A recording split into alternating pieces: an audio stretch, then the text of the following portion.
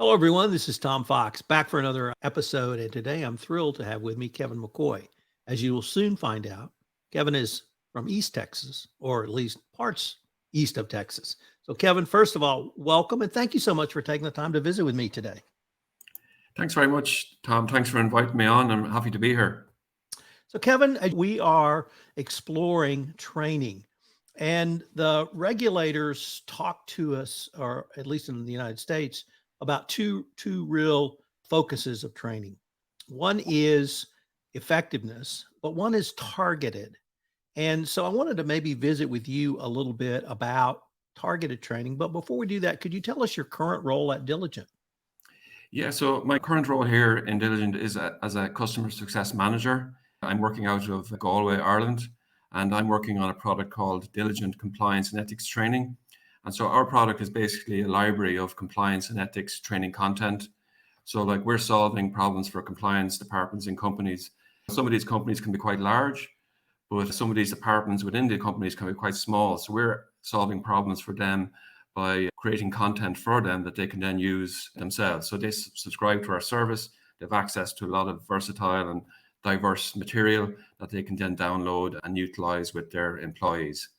So, Kevin, one of the reasons I really wanted to visit with you specifically on this issue of targeted training is that obviously you're not from the United States. So you're going to have a broader perspective, or at least a different perspective. And many of the Diligent clients and listeners to this podcast, actually more than half of the listeners to my podcast are outside the United States. So I wanted to explore with you how you would help a client think through perhaps targeted training outside the United States and how you might facilitate engagement. Maybe start with microlearning.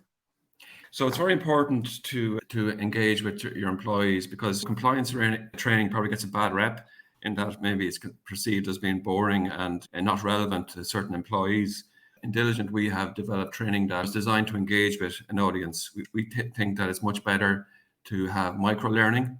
So basically, you're giving your audience short, sharp pieces of training rather than putting them through an hour or 50 minutes of boring training. Maybe hit them with 7-minute trainings more often. So we designed material in that way. Also, some of our material then is also, it's suitable for any type of audience. It's like cartoon animated type videos, which can gain traction with different types of audience. Then in terms of a global audience, it's very important then to have your content translated into different languages. So if you're a multinational company, you're going to have offices all over the world. And so while a lot of people can speak English, you do have areas where they don't. Even actually within the US, we have clients that would have maybe workforces that maybe are migrants, and they actually might not have proficiency in English, and then they would also be able to train in LA Spanish or some Asian language, wherever the case may be. So let me focus on that global audience because that's what intrigues me. And as I said, why I wanted to be able to visit with you and maybe start with humor in the United States is different than humor in Ireland and different than humor even across in Great Britain sometimes.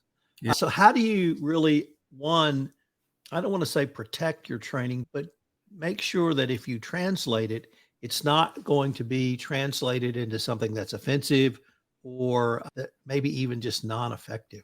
The method we would use would be to use native speakers. All our translation is done by native speakers.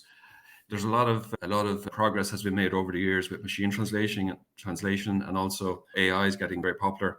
But we still use human-based translators, so they're able to then target the translations to their audience because they know them, they know the industry, and then they know the people that they're translating for.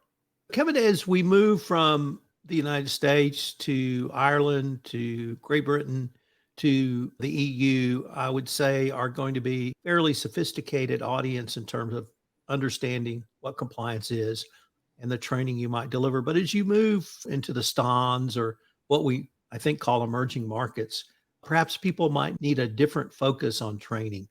How do you help a client understand that the need for training might be different in a STAN or in a Vietnam or a Malaysia that's different than you would receive in Ireland or I might receive here in the United States? Yeah, I suppose each different region, such as the EU, such as the US, such as Britain, they'll have their regulatory requirements. But then, as you say, then there's other regions that might be outside of that. But we would find that even the topics that are driven by the regulations within say Europe or the US, they're still relevant. It's conflict of interest, it's giving and receiving gifts, it's anti-bribery, anti-corruption. So the topics themselves can be quite more of an overview on those areas. So they would still be adaptable and relevant to different regions and areas of the world. So as I mentioned in the introduction, we were going to focus a bit on targeted training. So I wanted to maybe transition to how do you get the right people trained on the right content, and why is that so important in your opinion? No, it's absolutely important because it's not a case of one size fits all. You build a training program, and you give the same training program to your manufacturing people and your leadership. So you have to plan your training. So you want to look at your audience. What type of audience are they? Are they online? Are they offline? Do they need languages? And then you look at the risk areas that the particular type of audience, employees, what kind of risk areas would they have? So say, if you take the example of a sales team, so they're going to have risk areas in something like anti-bribery, anti-corruption, the risks areas in conflict of interest. And then if you have a manufacturing team, they have different risk areas, maybe around health, safety, maybe data protection, wherever the case may be. And then again, with your board and maybe your leadership, again, you're going to have different risk areas there as well that need to be covered, such as reporting misconduct. We actually had a good example of a situation in Ireland. Our governing body for our soccer is called the Football Association of Ireland. But they had a CEO for many years, and he built up this massive cult following in the country. He was really popular with the grassroots people. So in a soccer body, obviously, there's a lot of volunteers in it, and they would have some paid people on salary, such as coaches, development officers, admin. And then, of course, he was at the top of it all, getting a massive salary. But he built up this popularity and cult. He was almost like a celebrity around the country. He used to go around opening clubhouses, opening pitches, and he was like a hero. But within the board and within leadership within the company, he was almost untouchable. It was like he built up a fear in the organization, and people were actually afraid to ask questions. So it just gives you an example of, if you're in that organization and if you're training the people, you want to be training your leadership on different topics than you would be training the coaches and the development people in terms of compliance. You'd want to be going through a lot of reporting misconduct and those type of trainings with the leadership and the board. Let me pick up on something you mentioned, Kevin, which was offline training. Yes. So I spent a lot of time in the energy industry, and one question always raised was, how do we train the people on offshore rigs, for instance, Okay. or people who run workboats, or people who, for whatever reason, maybe they're picking fruit, they don't have access to a computer. How do you help a client think through some options when really offline or online is not available? Yeah, so we'd have very versatile resources. So we'd have for online, we have those resources that would be interactive modules, videos that people would put up on their learning management systems and get people to train up and to be able to track it. But we also have versatile resources that would be downloadable in PowerPoint or PDF format, so that they could be shared with those type of people. Like, you could print them out and share them in that way. Also, you could build your training into, say, a PowerPoint presentation, and then get somebody to go and visit the site, visit the shore or the rig. I've never been on a rig, so I'm not even sure if that's even feasible. But yeah, there's plenty of different options. The really important thing is to have versatile, different types of training. Same actually applies for within companies that would be typically online. How do you train people with disabilities, people with hearing impairments? How do you get to them? And there's important to have a lot of different versatile type resources that you can train people in different ways. Kevin, the next area I'd like to explore with you is, and I believe you touched on this, was the risk-based training. Yes. And that's another way to look at targeted training. And I raise that sort of in the context of, if someone's in accounts payable, you might not think of, here in the United States, you might not think of them as important or at high risk. But if they're reviewing payments, that might be a place where you would want to give them sort of focused training, simply because they're the ones approving the money that goes out of the company. How do you help a client think about targeting your training on a risk-based nature? So yeah, it was kind of like what I was saying, analyzing your audience, your employees, analyzing the kind of work they do, and then look at areas of within compliance and ethics where they could be at risk. So in that case, they're the people in the finance team. They would be trained on reporting. how to speak out if anything doesn't seem right.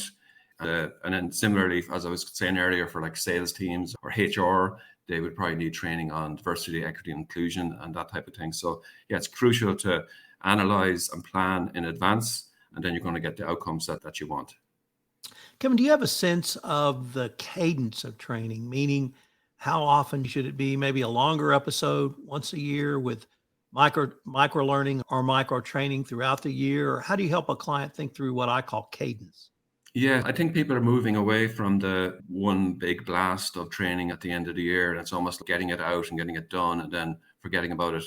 I think you would probably plan, say, a longer form, maybe 30-minute type code of conduct type training annually. But then within that, then I would think that you could be giving people training at least once a month, shorter training. But even once every couple of weeks, you could be giving us maybe bulk training in terms of maybe an interactive module on a particular topic that is of interest at the time. But then you could also follow up with little subtle trainings. There's different ways and subtle ways of getting across messages, like blogs, articles, to supplement the training, the formal training that you're giving through your learning management system. Kevin, unfortunately, we are near the end of our time for this episode. But before we leave, first of all, I hope our audience will join us for our next episode where we look at the other prong, which is effectiveness. But if someone wanted more information on the Diligent training solutions or any more information on Diligent, what would be the best place for them to go? So, Tom, thanks very much for having me. Yeah, they can go on to diligent.com and then go into solutions and then be able to go into compliance and then read all about our compliance and ethics training. Kevin, I wanted to thank you again for taking the time to visit with me today. Thanks a million, Tom. All the very best. Bye now.